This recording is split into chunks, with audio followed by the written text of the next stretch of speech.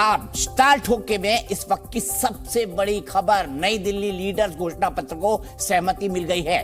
37 पन्नों के इस घोषणा पत्र में 5 बार यूक्रेन का जिक्र किया गया है। इतने सारे देश, 100 से ज्यादा देश एक साथ आए हैं, एक घोषणा पत्र आ रहा है और उस घोषणा पत्र में जो है यूक्रेन युद्ध का जिक्र है। यह भी जिक्र है कि किसी भी देश की संप्रभुता को चुनौती कोई नहीं दे सकता। यूनाइटेड नेशन सिक्योरिटी काउंसिल के चार्टर को माना जाना चाहिए। साथ ही साथ उसमें यह भी कहा है कि यूएनएससी के संकल्पों को भी हमको मानना चाहिए। घोषणा पत्र में यह भी कहा गया है कि संयुक्त राष्ट्र के चार्टर का पालन हो। घोषणा पत्र में यह भी कहा गया है कि किसी भी देश को परमाणु धमकी देने का अधिकार नहीं है, यह अस्वीकार्य है। यूक्रेन के लोगों के प्रति संवेदना भी जताई गई है। तो इस पूरे के पूरे युद्ध के माहौल में, और यह भी माना गया है इस युद्ध के चलते पूरे दुनिया में संकट छाया हुआ है, आर्थिक विकास की गति कमजोर हुई है। आप सोचिए इतना महत्वपूर्ण क्यों है? दुनिया का एक इतना बड़ा मुद्दा। आज रशिया के विदेश मंत्री वहां पर मौजूद है, प्रेसिडेंट नहीं आए। पुतिन साहब ने मोदी जी को फोन करके बकायदा इसकी जानकारी दी कि मैं व्यस्त हूं, यूक्रेन युद्ध में नहीं आऊंगा, लेकिन प्रतिनिधि के तौर पर उनके यहां से G20 में उनके जो विदेश मंत्री हैं वो शामिल हुए। अमेरिका भी मौजूद है, जो बाइडेन खुद मौजूद है। चीन की तरफ से भी ली कियांग जो उनके प्राइम मिनिस्टर हैं वो मौजूद हैं, भले से शी जिनपिंग ना आए हो। इसके बावजूद भी इस यूक्रेन युद्ध पर पहली बार अंतर्राष्ट्रीय स्तर पर 100 से ज्यादा देशों का एक साथ घोषणा पत्र पर आ जाना कि भारतीय कूटनीति की बहुत बड़ी जीत है। संयुक्त राष्ट्र के चार्टर का पालन हो, ये तमाम बातें बताई। अब इसका क्या मतलब है और इसके क्या क्या असर होंगे, इम्प्लीकेशन कितनी दुनिया पर पड़ा। और 1971 के वॉर के बाद का शिमला समझौता आज भी याद किया जाता है, ताशकंद समझौता भी आज भी याद किया जाता है। और इसी तरह आने वाले कई सालों तक इस G20 के नई दिल्ली डिक्लेरेशन को याद रखा जाएगा। सीधे चलता हूं अपने सहयोगी विशाल पांडे के पास। विशाल, नई दिल्ली डिक्लेरेशन, लीडर्स का न्यू दिल्ली डिक्लेरेशन, कितना मुश्किल हुआ होगा हिंदुस्तान को होस्ट कंट्री के तौर पर इस 37 पेज के रिजोल्यूशन पर सहमति बनाना, जहां पर एक तरफ रशिया है, दूसरी तरफ अमेरिका है, बीच में चीन है और एक तरफ भारत है। देखिए दीपक जी, बिल्कुल भारत की कूटनीतिक तौर पर यह बहुत बड़ी जीत मानी जा रही है, क्योंकि जिस तरह की तमाम विदेशी मीडिया में खबरें थी, तमाम तरह की चर्चाएं थी कि कैसे जो ज्वाइंट घोषणा पत्र होगा, जो डिक्लेरेशन आया है, इस पर सहमति कैसे बन पाएगी। पिछले 2 दिनों से इस पर लगातार चर्चा चल रही थी, लेकिन इस दौरान अगर हम देखें तो भारत ने इस ज्वाइंट डिक्लेरेशन को जारी कर दिया, इस पर सहमति बन गई है, इसे अडॉप्ट कर लिया गया। और इसमें एक जो महत्वपूर्ण लाइन है दीपक जी, वो मैं अंडरलाइन करना चाहूंगा। इस जो ये घोषणा पत्र है मेरे पास ये मौजूद है और इसमें पेज नंबर 6 पर 14 नंबर के पॉइंट पे ये लिखा है, today's era must not be of war.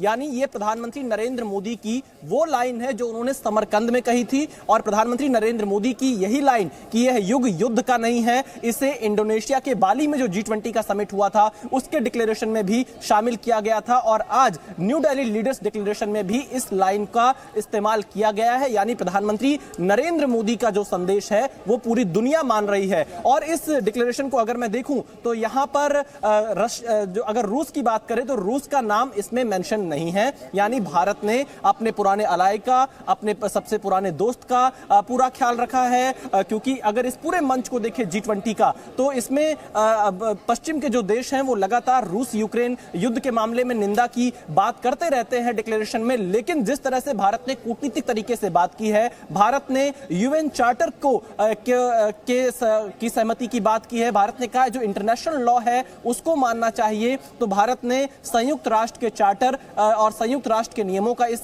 पूरे डिक्लेरेशन में हवाला दिया है। और अंतिम में जो सबसे महत्वपूर्ण लाइन है वो यही कि यह युग युद्ध का नहीं है, और यह लाइन प्रधानमंत्री नरेंद्र मोदी की लाइन है और इसे पूरी दुनिया स्वीकार कर रही है, क्योंकि G20 के जो सदस्य देश हैं उसमें अमेरिका भी है, रूस भी है, चीन भी है। और जिस तरह से अमेरिका पूरी यूक्रेन के साथ खड़ा हुआ है, रूस चीन एक साथ खड़े हुए दिखाई पड़ते हैं, ऐसी स्थिति में भारत पूरी तरह से तटस्थ रहा। और यही वजह है कि भारत की आवाज आज ये G20 के मंच पे सभी नेताओं ने सुनी और भारत के डिक्लेरेशन पर सहमति जताई है। दीपक जी, बहुत बड़ी बात है। और दूसरी बात, आपने कहा रूस का नाम नहीं है, लेकिन इसमें 5 बार यूक्रेन का नाम है, यानी युद्ध को टच किया गया है। और जो सबसे बड़ी लाइन जो समरकंद में प्रधानमंत्री ने कही थी, ये युग युद्ध का नहीं है, और किसी और के सामने नहीं की थी, व्लादिमीर पुतिन के सामने उन्होंने ये बात कही थी। इसका मतलब है भारतीय डिप्लोमेसी का ये डंका बजा है। और दूसरी बात पे आना चाहता हूं, इसके अलावा जो है ये भी कहा गया है कि किसी भी कीमत पर परमाणु युद्ध की धमकी नहीं दी जा सकती। यह भी कहा गया है कि यूक्रेन में मानवाधिकारों की रक्षा होनी चाहिए। तो काफी कुछ कह गया है ये डिक्लेरेशन। और देखिए, बिल्कुल इस डिक्लेरेशन में उन तमाम पहलुओं को छुआ गया है जो कि मानवता को प्रभावित करती हैं, जो इंसानियत को प्रभावित करती हैं, क्योंकि युद्ध से नुकसान अगर किसी का सबसे ज्यादा होता है दीपक जी, तो वो इंसानियत का होता है, मानवता का होता है। आम लोग इससे प्रभावित होते हैं, पूरी ग्लोबल सप्लाई चेन बिगड़ जाती है, महंगाई बढ़ जाती है। इसका एक मल्टीपल इम्पैक्ट लगातार पड़ता जा रहा है कई देशों पर, खासतौर पर अगर हम विकासशील देशों की बात कर ले, उन देशों के पॉइंट ऑफ व्यू में। तो ऐसी स्थिति में भारत ने इस डिक्लेरेशन के जरिए, जिस पर G20 के सदस्य देशों ने अपनी सहमति जताई है, उस माध्यम से यह संदेश दिया है कि जिस तरह का युद्ध चल रहा है रूस यूक्रेन के बीच में, इसमें प्रधानमंत्री मोदी हर मंच से यह कहते आए हैं कि डिप्लोमेसी और डायलॉग के जरिए, यानी बातचीत और कूटनीति के जरिए और अंतर्राष्ट्रीय जो नियम हैं उनका सम्मान करते हुए इस समस्या का समाधान निकाला जाना चाहिए। आपको याद होगा दीपक जी, विश्व के कई नेता कई बार यह कह चुके हैं कि अगर कोई इस समस्या का समाधान निकाल सकता है तो प्रधानमंत्री नरेंद्र मोदी हैं। इससे पहले हमने 3-4 महीने पहले कई नेताओं के बयान भी सुने थे। तो ऐसी स्थिति में पहले इंडोनेशिया के बाली में जो डिक्लेरेशन आया और आज जो ये न्यू दिल्ली डिक्लेरेशन आया है, इसमें यही बात दोहराई गई है कि यह युग युद्ध का नहीं है। तो क्या ऐसी स्थिति में इस लाइन को दुनिया मानेगी और क्या इस लाइन को वो देश मानेंगे जो युद्ध में इन्वॉल्व हैं? क्योंकि सभी देशों ने इस पर सहमति व्यक्त की है और भारत का पक्ष हमेशा से वही रहा है जिसे आज भी दोहराया गया है। जिसमें जो ये डिक्लेरेशन आया है दीपक जी, इसमें ये लिखा है कि बी रिट्रिएटेड आवर नेशनल पोजीशंस, जो भारत का रुख रहा है इस पूरे मामले पर, यूक्रेन और रूस के युद्ध के मामले में भारत ने अपने रुख को दोहराया है और भारत का रुख यही रहा है कि इस पूरी समस्या का समाधान डिप्लोमेसी और डायलॉग के जरिए होना चाहिए। यह युग युद्ध का नहीं है। शांति का संदेश भारत के प्रधानमंत्री ने हिरोशिमा में भी दिया था जब G7 का मंच था। आज G20 के भारत के मंच से भी प्रधानमंत्री ने यही संदेश दिया है। एक तरह से इस अगर डिक्लेरेशन को पढ़ें और इससे पहले समरकंद की बात कर लें या बाली की बात कर लें, तो भारत का संदेश बिल्कुल साफ है कि बातचीत, कूटनीति और अंतर्राष्ट्रीय नियमों का पालन करके ही किसी भी समस्या का समाधान किया जा सकता है। ठीक है, जल्दी से मैं अपने पहले को इंट्रोड्यूस कर रहा हूं। मेरे साथ आरती टुक्कू है, वरिष्ठ पत्रकार, ओपी गुप्ता साहब है, डिप्लोमेट, मेजर जनरल जी द्विवेदी साहब मेरे साथ हैं डिफेंस एक्सपर्ट के तौर पर, और लखन मेहरोत्रा साहब former secretary ministry of external affairs मेरे साथ हैं। सबसे पहले मेहरोत्रा सर, आपसे शुरू करता हूं। क्या मायने हैं अंतर्राष्ट्रीय जगत में जब रूस और यूक्रेन युद्ध की बात हो गई, भले से रूस का नाम नहीं लिया गया हो, साथ में यह भी कहा गया कि कोई भी देश परमाणु हमले की धमकी नहीं दे सकता, इसका कूटनीतिक महत्व क्या है नई दिल्ली डिक्लेरेशन का विश्व के संदर्भ में? देखिए, विश्व के संदर्भ में अगर आप देखें तो 1945 में द्वितीय महायुद्ध की समाप्ति के बाद सैन फ्रांसिस्को में यूनाइटेड नेशंस का चार्टर अडॉप्ट किया गया था और उस चार्टर में 2 चीजें सबसे ऊपर रखी गई थी उसके प्रीएम्बल में कि we want to eliminate the scourge of wars from the face of the earth and 2 we must all together work for the prosperity of all nations and their economic development, eliminate poverty. G20 ने जो आज प्रदर्शन किया है वो इस सूत्र की परिणति है। वो इस सूत्र को पूरे रूप से अपनाता हुआ और एक डिक्लेरेशन बनाने में उसको जो सफलता मिली है वो उसका कोई सानी है नहीं। मैं ये सोचता हूं कि अब आगे जो हमारा रोड मैप होगा उसमें ये सारे देशों ने समझ लिया है कि ये युग युद्ध का युग नहीं है, हमारा युग शांति का युग है और जहां कहीं भी कॉन्फ्लिक्ट हैं, जहां कहीं भी तफरके हैं, उनका सबका समाधान शांतिपूर्वक और डिप्लोमेटिक नेगोशिएशंस के साथ होना चाहिए। युद्ध की कोई चर्चा न करे। दूसरे जो यूनाइटेड नेशंस है it is an assembly of independent nations, and no nation has the right to commit any aggression on their territory. And therefore, this has been reiterated also that this principle must be accepted, has been accepted by all, and must be adopted by all and followed by all. G20 declaration इसको दोहराता है पूरा का पूरा। और तीसरा जो हमारे प्रधानमंत्री ने पिछली समिट में भी यही कहा था, समरकंद में भी यही कहा था, पुतिन से बात करने में भी यही कहा था कि युद्ध का समय नहीं है, युद्ध का युग नहीं है, बातचीत करो और इस समस्या का समाधान निकालो। वो बात पूरी तरह से मना ली गई है। और मैं ये सोचता हूं कि पिछले 1 साल में जितनी भी मेहनत भारत ने की थी उसका ये परिणाम बहुत ही प्रशंसनीय है। Thank you. बहुत सुंदर ढंग से समझाया सर आपने। 92nd वर्ल्ड वॉर के बाद जिस तरह से यूनाइटेड नेशंस बना था, उसका नाम पहले यूएनओ था, यूनाइटेड नेशंस ऑर्गेनाइजेशन, अब यूएन हो चुका है। और उसी संदर्भ में आपने 1945 के बाद का एक डिक्लेरेशन और उसी के बराबर पैरेलल आपने न्यू दिल्ली के डिक्लेरेशन को रखा है। बहुत बड़ी बात है अगर वर्ल्ड डिप्लोमेसी के हिसाब से इसको देखा जाए। ओपी गुप्ता साहब, मैं आपसे समझना चाहूंगा, मुझे बताइए क्या आपको लगता है आने वाले समय में रूस और यूक्रेन के बीच जो कुछ चल रहा है वो खत्म हो पाएगा? देखिए, चारों तरफ से रशिया पर प्रेशर पड़ रहा है, तो रशिया आइसोलेशन में तो नहीं जी सकता, इसलिए उसको कुछ अमेंड करना होगा जरूर से। और ये जो न्यू दिल्ली डिक्लेरेशन है, ये एक तरीके से फेस सेविंग डिवाइस है रशिया के लिए, कैसे कि इसमें हम लोगों ने रशिया को एग्रेसर नहीं डिक्लेयर किया है, तो इसलिए जो है बातचीत का रास्ता खुला हुआ है और हमारे समझ से रशिया जो है वो बातचीत के लिए तैयार होगा। कैसे कि यूरोपियन कंट्रीज और अमेरिका ये लोग जो है उस पर अपना यूनिलेटरल सैंक्शन बनाए हुए हैं, तो रशिया अधिक देर तक नहीं चल सकता।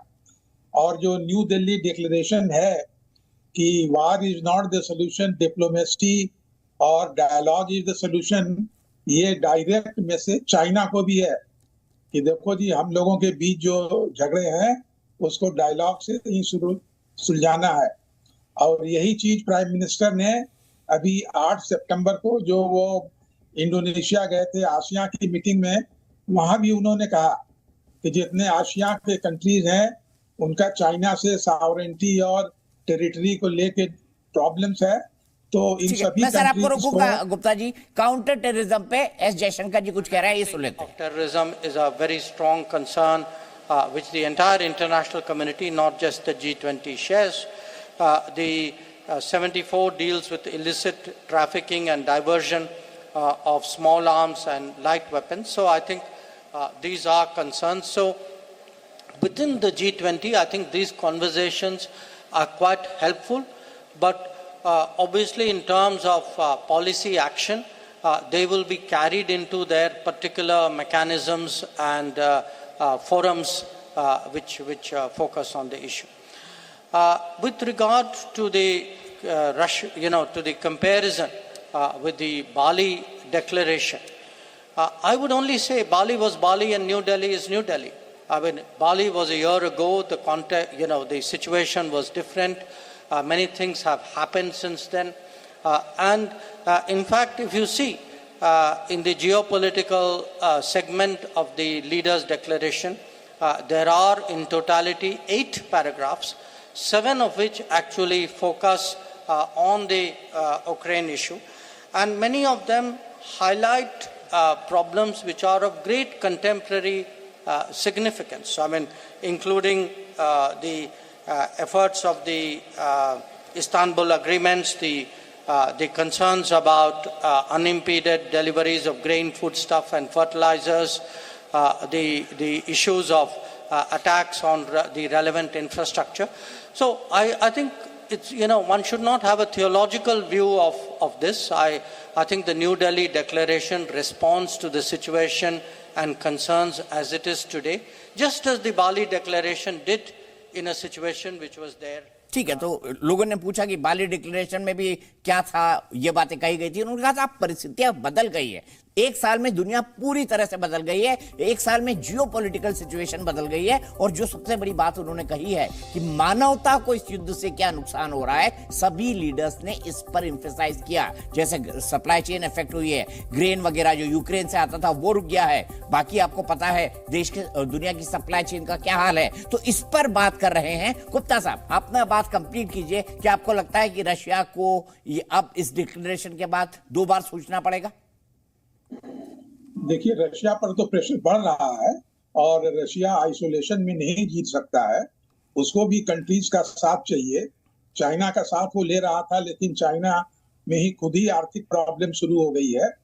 तो इसलिए हमको लगता है कि न्यू दिल्ली डिक्लेरेशन का मॉस्को पर जरूर इफेक्ट होगा, और अगर इसको एक्टिवली परस्यू किया जाए यूक्रेन और रशिया के साथ, तो उन लोगों में एग्रीमेंट हो सकता है।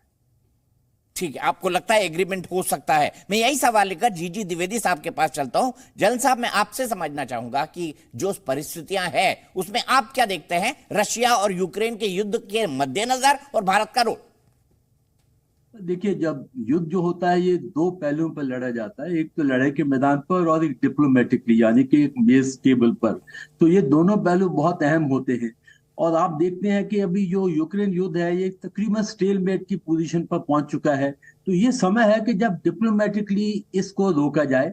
और वो जो कदम उठाए हैं G20 में, और स्पेशली हमारे प्रधानमंत्री साहब का जो एक वन लाइनर था कि this is not the year of war, उसका बहुत ही असर पड़ा है, बहुत इन्फ्लुएंस हुआ है।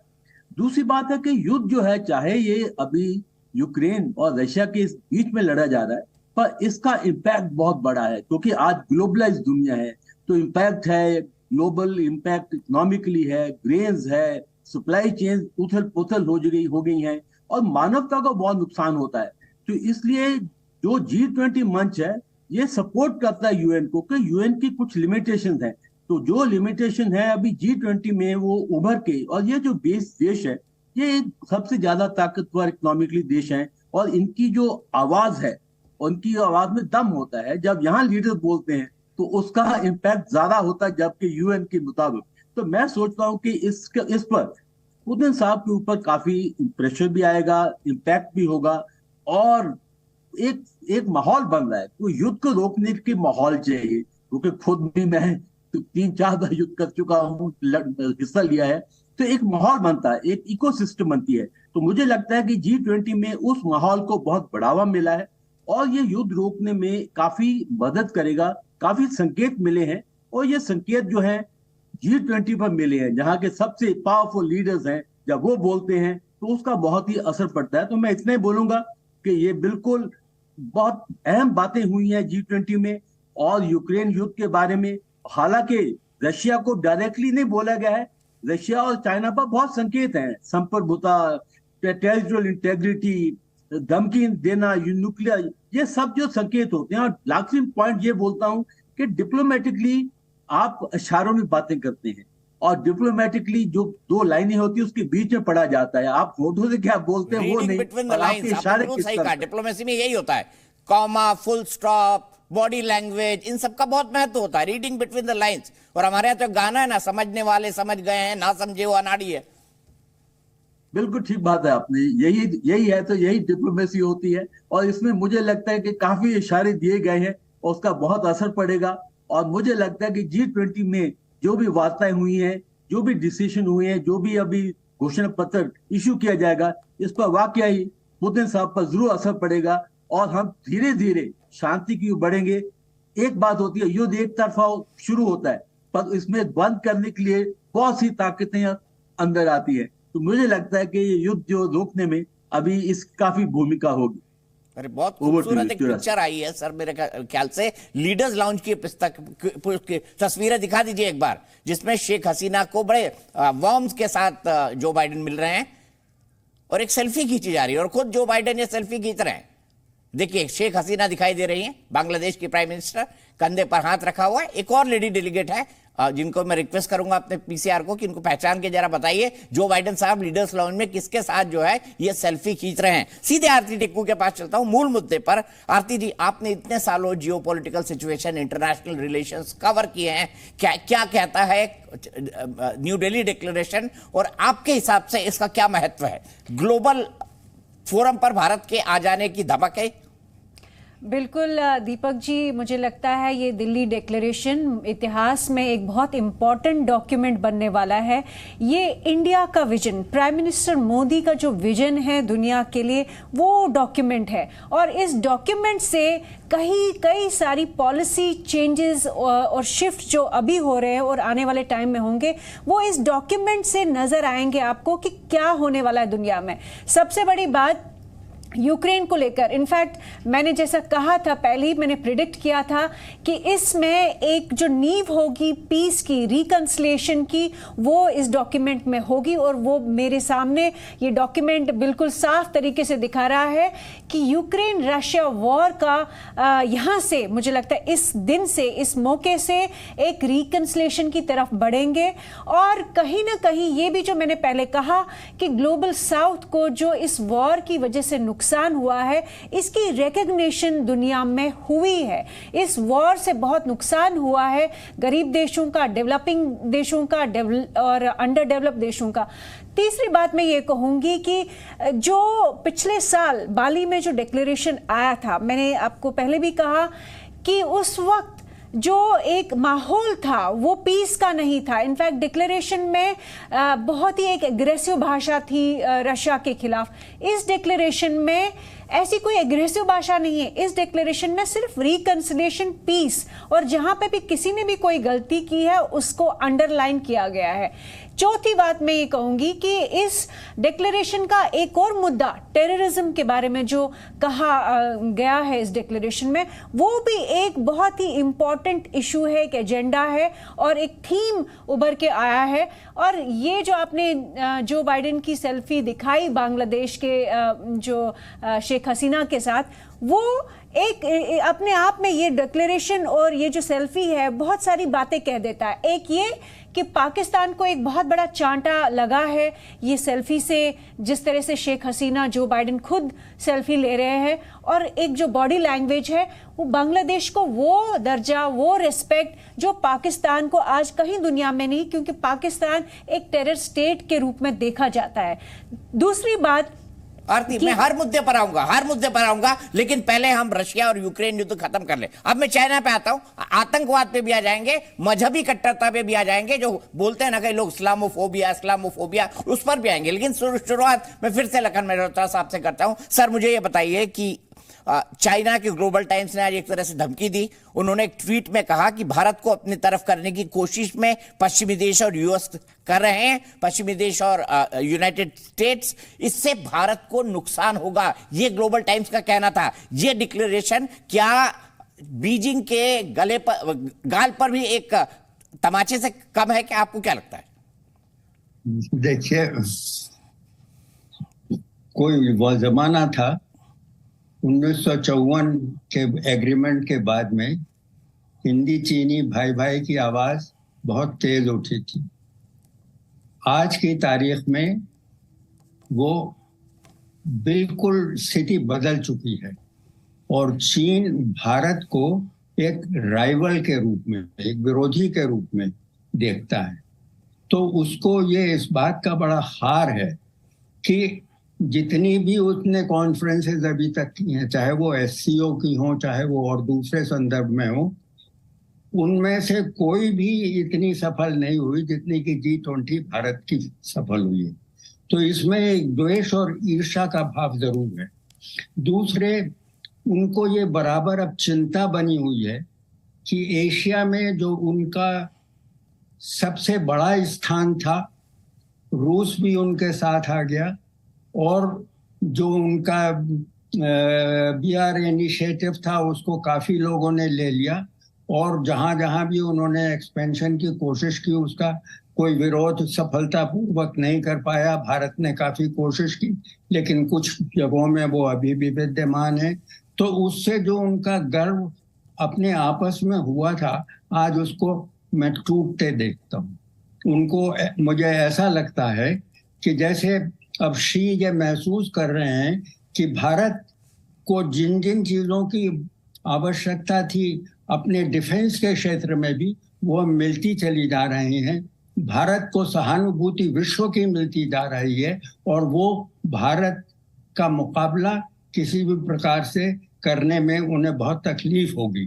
तो इसलिए वो ये कहना चाहते हैं कि ये सफलता भारत की विफलता है। और मैं ये सोचता हूँ कि जो ग्लोबल टाइम्स ने जो ये आज का संदेश दिया है कि इससे भारत को कोई लाभ नहीं होगा, इससे नुकसान होगा, इस पे कोई ज्यादा और करने की जरूरत नहीं है, क्योंकि ये चीन की अपनी भावना है, विश्व की भावना नहीं है। विश्व की भावना यह है कि भारत एक बड़ा शांति प्रिय देश है। उसने आज तक किसी देश पर एग्रेशन नहीं किया है। उसके इतिहास में भी इसका ऐसा कोई संदर्भ नहीं है कि जिसमें भारत अपनी सीमाओं के बाहर जाके दूसरे देश के ऊपर हमला करे।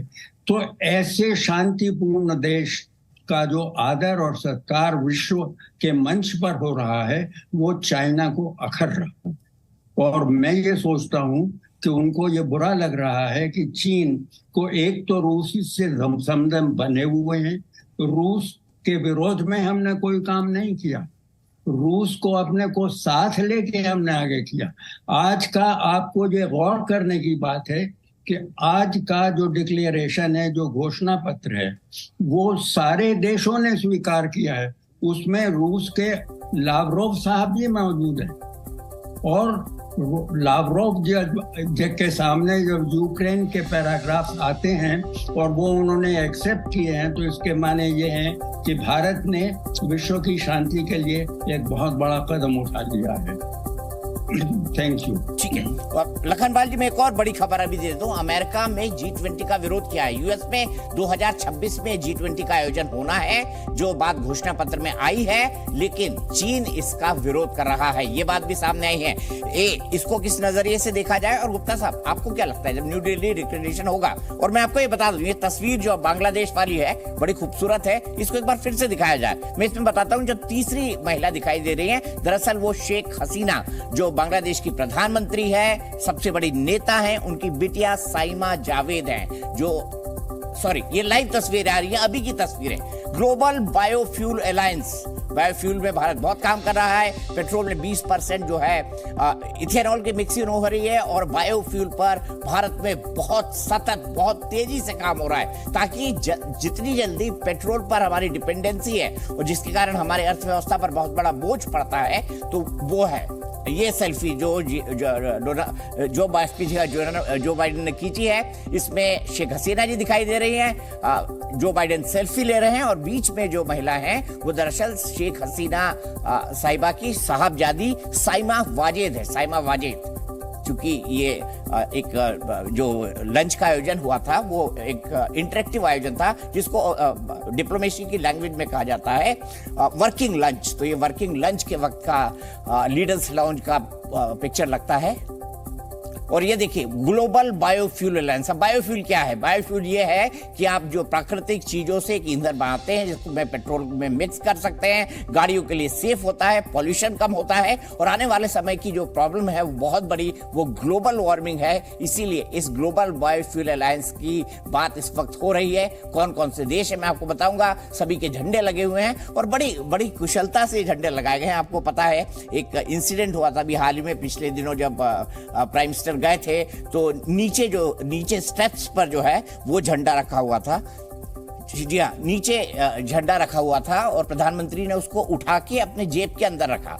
तो आज देखिए, ये जो झंडे लगाए गए हैं, डिटेलिंग पर गौर कीजिए, ये ऊपर लगाए गए हैं और सबके लिए पोडियम बनाए गए हैं। चाइना पर एक बार वापस आते हैं। गुप्ता साहब, मुझे बताइए, आप बताइए कि क्या जो कुछ हुआ उसके बाद चाइना बड़ा अनकंफर्टेबल है, क्योंकि भारत ने रशिया को भी साथ रखा है। आर्थिक दिक्कत के समय में उससे पेट्रोल खरीदकर, डीजल खरीदकर, प्रोसेस कर जो यूरोपियन कंट्रीज हैं उनको भी दे रहा है। हमने रशिया भी थाम रखा है, अमेरिका भी थाम रखा है। तो आपको ये उम्मीद लगती है कि इस न्यू दिल्ली डिक्लेरेशन के बारे में मोदी साहब पुतिन जी को तो जरूर बताएंगे, और उनका क्या अप्रोच होगा? देखिए, ये जो G20 न्यू दिल्ली डिक्लेरेशन है, इसमें बेसिक चीज ये है कि हम लोगों ने रशिया को एग्रेसर नहीं डिक्लेयर किया है। तो ये एक बहुत बड़ा रिलीफ पुतिन के लिए है, और हम लोगों को चाहिए कि इस डिक्लेरेशन के साथ G20 के कुछ 5-6 फॉरेन मिनिस्टर्स ग्रुप बना करके कीव और मॉस्को विजिट करें और उन लोगों में शांति सुलह की बात के लिए दोनों से बात करें। तो ये एक डिप्लोमेटिक इनिशिएटिव G20 की तरफ से हम लोगों को लेना चाहिए। तो इस तरीके से बातचीत के कारण वहां पर कुछ मामला शांत होगा। जहां तक चाइना का बात है, चाइना खुद ही एक हेजेमोनिस्टिक कंट्री रहा है। वो अपने हर नेबर्स की जमीन पर कब्जा करने की कोशिश करता है। उसका रशिया के साथ भी लैंड टेरिटोरियल डिस्प्यूट है, उसका इंडोनेशिया, फिलीपीन सबके साथ डिस्प्यूट है। तो अभी अपने प्रधानमंत्री जो गए थे आसिया मीटिंग में, उन्होंने कहा कि भाई जितने आसिया के कंट्रीज हैं वो सब अपनी नेशनल सॉवरेनिटी को प्रोटेक्ट करने के लिए आपस में एक दूसरे से बात करें, एक दूसरे को सहयोग करें। इसलिए इंडो पैसिफिक में भी जो है चाइना के खिलाफ एक फ्रंट खड़ा हो रहा है। अब आवश्यकता ये है कि हम लोग इस चीज को ग्राउंड पर परस्यू करें। और जहां तक चाइना का है, चाइना खुद ही अपने आप को आइसोलेट करता जा रहा है। ठीक है, मैं गुप्ता साहब यहां से आगे चलता हूं और मैं सीधे चलता हूं जनरल जी द्विवेदी साहब के पास। द्विवेदी साहब, हमारे जो टाइज हैं चाइना से वो तो हिस्टोरिकल, हमारे को आर्म्स की बात हो, हमारे लिए सहयोग की बात हो, एक ट्रस्ट की बात हो। भारत का रशिया के साथ हिस्सा जो है वो बहुत ही सहयोगात्मक रहा है और एक trusted true ally, a friend in need is a friend in deed, और वही रिश्ता रशिया ने हमारे साथ निभाया है। इवन जब हमने पोखरण किया था उसके बाद भी। मैं आपसे ये समझना चाहता हूं, चीन को क्या ये भी डिस्कम्फर्ट होता होगा कि देखिए रशिया तो इतनी बातें मान रहा है भारत की? देखो चौरसिया जी, सबसे पहले तो चीन को बहुत से लोग नहीं समझते हैं, और चीन को समझना एक कोई आसान काम नहीं है। तो मैं एक्चुअली चीन को काफी समझता हूँ, क्योंकि मैं वहाँ डिफेंस अटैची रह चुका हूँ। मेरी ज्यादा कमांड जो है चाइना बॉर्डर पर है। तो चीन की पहले उनकी लीडर की मंशा समझनी चाहिए। शी जिनपिंग जब से 2012 में आए तो उनकी एटेड जो ड्रीम्स हैं वो है कि चाइना जो है ये ग्लोबल पावर बनेगा, और उसके लिए एशिया, यूनिपोलर एशिया, यानी कि एशिया में सिर्फ एक ही देश होगा चाइना, और दुनिया में वो अमेरिका के साथ एक दो भागों में या एज ए ड्यूअल पावर वो अपने आप को रखना चाहता है। और जब शी जिनपिंग 2012 में अमेरिका गए तो उन्होंने प्रेसिडेंट ओबामा को सीधा बोला कि चीन आपके साथ एक इक्वल पार्टनर रहेगा, या कि ना कि नंबर 2। तो इसलिए सबसे पहले शी जिनपिंग को यह बहुत खटकता है कि भारत उभर के एशिया में उसका मुकाबला कर रहा है, और कंपटीशन जो है, चाइना ने कभी भी कंपटीशन बर्दाश्त नहीं किया, और जब भी कंपटीशन होता है तो चाइना का रवैया जो है बहुत आक्रामक हो जाता है। और यही कारण है कि ये 2020 में, जहां के मैं कमांड कर चुका हूं चुशूल एरिया में, उन्होंने काफी तादाद में आके वहां आक्रमण किया।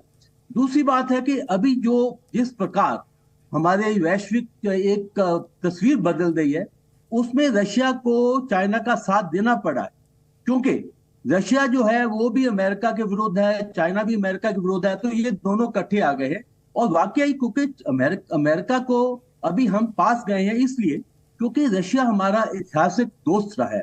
जब से हमारी इंडिपेंडेंस से लेके वो काफी हमें हथियार, हमारी जो डिप्लोमेटिकली डिफेंस, रशिया ने हमारी बहुत खूब दिल खोल कर सपोर्ट किए। तो अभी ये भी खटकती है चीन को कि रशिया और भारत के रिश्ते अभी भी बहुत ही काफी मजबूत हैं, और वो चीज तोड़ना चाहता है। और तीसरी बात है कि चाइना की पॉलिसी रही है कि उनका एक कहावत है कि one barbarian against the other, यानी कि एक देश को दूसरे के विरुद्ध खड़ा करो। जैसे जापान को कोरिया के विरुद्ध खड़ा करो, अमेरिका को जापान के विरुद्ध खड़ा करो, अभी क्वाड में भी वो पेच फंसा रहा है। तो इसलिए ये सारी चीजें हमें देखनी होगी कि क्यों चीन किस प्रकार आक्रामक रहा है। और तीसरी बात जो बताना चाहता हूँ कि चीन की अभी अंदरूनी हालत काफी खस्ता है। शी जिनपिंग ने जो सोचा था कि वो 2049 में एक पहली उभर के ताकत बन के आएगा, वो उसका सपना टूटता नजर आ रहा है। क्योंकि चीन की जो हालत है, जो उसकी अभी इकोनॉमिक है, काफी नाजुक है। और चीन की कम्युनिस्ट पार्टी तभी पावर में रह सकती है अगर इकोनॉमिकली चीन मजबूत है। तो अभी चीन जो है काफी घिरा हुआ है और शी जिनपिंग को चिंता सता रही है कि अंदर भी चीन का काम जो है वो ठीक नहीं है और अंतर्देशीय मंच पर चीन काफी आइसोलेट हो गया है। तो इसलिए उसकी जो मंशा है, उसका जो चिंता है, वो वाजिब है। चौरासी। ठीक है, मैं यहां से सीधे आरती के पास चलता हूं। आरती, क्या लगता है कोई एक सीरियस कोशिश करेगा भारत रूस के नजदीक दिखने की? क्योंकि मुझे याद है जब भी अटल बिहारी वाजपेयी जी के वक्त से देख रहा हूं, जब भी भारत की अमेरिका से नजदीकी बढ़ती थी या कोई विजिट करके आते थे, सीधे पुतिन को फोन करते हैं। और नरेंद्र मोदी जी भी इसी को फॉलो करते हैं, यानी पुतिन को या रशिया को हम हमेशा गुड फेथ में रखना चाहते हैं। चीन को कितना खटकता होगा? दीपक जी, आज देखिए कि क्या सिचुएशन है कि प्राइम मिनिस्टर मनमोहन सिंह और राहुल गांधी दोनों ने, चाहे वो कितना भी क्रिटिसाइज करते हैं प्राइम मिनिस्टर मोदी को, हर चीज पे उनका मजाक उड़ाते हैं राहुल गांधी, लेकिन वो भी मजबूर हो गए ये कहने में कि प्राइम मिनिस्टर मोदी की जो फॉरेन पॉलिसी है वीजा वी रशिया, वो बिल्कुल सही है और उसका समर्थन करते हैं।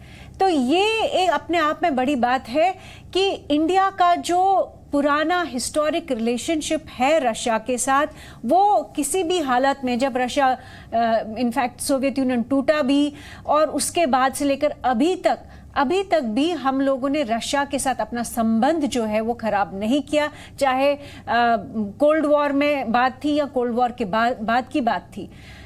सबसे बड़ी बात जो मुझे यहाँ दिख रही है वो ये दिख रही है कि लेवरॉव जो पिछली बार जब बाली में G20 हुआ था, उस वक्त इतने गुस्से से निकल के छोड़ के गए थे समिट G20 का, और आज जो है लेवरॉव की जो बॉडी लैंग्वेज थी, प्राइम मिनिस्टर से मिले, ओवरऑल जो मुझे लगा कि वो प्राइम मिनिस्टर का जो समरकंद में जो स्टेटमेंट था कि ये वॉर का टाइम नहीं है, पीस का टाइम है, कहीं ना कहीं रशिया ने भी एब्जॉर्ब किया है और कहीं ना कहीं नेटो कंट्रीज वेस्ट ने भी इसको समझने की कोशिश की है। तभी आज जो लैंग्वेज हमने डिक्लेरेशन, दिल्ली डिक्लेरेशन में पढ़ी, वो रिकंसिलिएशन की थी, वो पीस की थी, ना कि रशिया को डेमोनाइज करने की या यूक्रेन को तमाचा मारने की या किसी को भी तमाचा मारने की। वो लैंग्वेज जो थी वो आने वाले फ्यूचर की थी, वो इंक्लूसिवनेस की थी, वो बड़े मिशंस और बड़े एजेंडा जो देश के सामने है उनकी थी।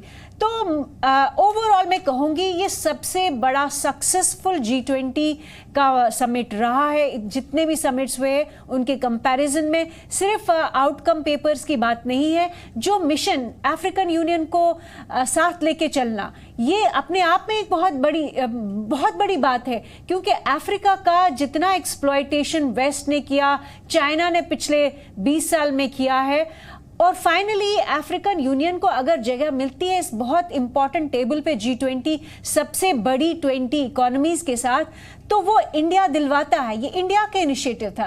प्राइम मिनिस्टर मोदी इतिहास में उन्होंने बहुत नाम अपने दर्ज करवाया है, बहुत सारे काम किए हैं देश के लिए, लेकिन विश्व के लिए, विश्व शांति के लिए मुझे लगता है जो रशिया यूक्रेन वॉर में जो पीस की संभावना आज से होगी और जो उन्होंने अफ्रीका के लिए किया है, ये भी इतिहास की किताबों में लिखा जाएगा। बिल्कुल इतिहास की किताबों में लिखा जाएगा और एक के बाद एक रिकॉर्ड बनते जा रहे हैं। और उमेश लखन मेहरोत्रा जी ने तो बकायदा कह दिया, बिल्कुल साफ साफ कह दिया कि 1945 के बाद जो UNSC का गठन हुआ था, ठीक उसी तरह का मोमेंटम इस बार 2023 में न्यू दिल्ली डिक्लेरेशन के अंदर देखने को मिल रहा है। और सबसे बड़ी बात, अफ्रीका का जो संघ है, अफ्रीकन यूनियन का, अफ्रीकी देशों का, उसने भी, वो भी आज शामिल है। तो मेरे ख्याल से 100, मुझे करेक्ट करेगा, 127 से 123 देशों का समर्थन इस डिक्लेरेशन को मिला हुआ है। अगले मुद्दे की तरफ चलते हैं। अगला मुद्दा क्या है? अगला मुद्दा ये है कि अब आगे क्या? लखन मेहरोत्रा जी, आपको दिखता है ऐसा कहीं आगे चल के कि चाइना को न केवल हम काउंटर करेंगे, बल्कि दुनिया जो हम पे भरोसा दिखा रही है कि क्यों ना भारत एक पीस इनिशिएटिव ले, क्योंकि यूक्रेन भी हमसे बात करता है, रशिया भी हमसे बात करता है, और रशिया तो बहुत कॉन्फिडेंटली हमसे बात करता है। तो क्या प्रधानमंत्री का फोन जाएगा पुतिन साहब को, वो कहेंगे कि ये नई दिल्ली की भावना, डिक्लेरेशन की भावना है और आपको इस हिसाब से कुछ करना चाहिए, या कोई ट्रैक टू डिप्लोमेसी से शांति का प्रयास होगा? देखिए, मैं मॉस्को में मैंने अपनी राजनयिक जीवन में 6 साल बिताए जी। चीन में मैंने 3 साल बिताए जी। मतलब दोनों की फितरत आप जानते हैं। हाँ, दोनों को मैंने हेड ऑफ द मिशन के रूप में देखा, और मैं उनकी अंदरूनी प्रवृत्तियों को अच्छी तरह समझता हूँ। मुझे आपको एक बात का ध्यान लगाना है जब आप भविष्य के बारे में बात करते हैं।